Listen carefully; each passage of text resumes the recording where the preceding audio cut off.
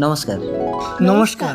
তিথি আর সিথি আমার যমজ দুই মেয়ে, এরা কথা না বললে আমি বুঝতেই পারি না কে কথা বলতে পারে আর কে কথা বলতে পারে না। দেখুন, আমার কোনো দাবি নেই, আমার দুই ছেলে, লালু অন্ধ, ভুলু ভালো। বলুন আপনার কোন মেয়েটাকে কাকে দেবেন? তাহলে আমার বোবা মেয়েটাকে আপনার ভালো ছেলে বিয়ে করবে আর আমার ভালো মেয়েটাকে আপনার অন্ধ ছেলে বিয়ে করবে। লালু ভুলু, তোরা রাজি তো?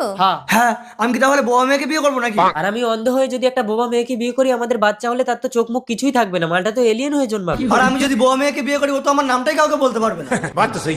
ভুলু দাঁড়া, লালুর সাথে ঝগড়া করিস না। আচ্ছা বলতো, এই দুটো মেয়ের মধ্যে কে কথা বলতে পারে না? কথা না বললে আমি কি করে বুঝবো? ওরা কেউ কথা বলবে না, তুই আন্দাজে গিয়ে যার গলায় মালা দিবি সেই তোর বউ হবে। যা। মা, আমার দিকেই আসছে, ভালো ছেলের জন্য আমার গলায় মালা দেয়। মনে হয় এই বাবা।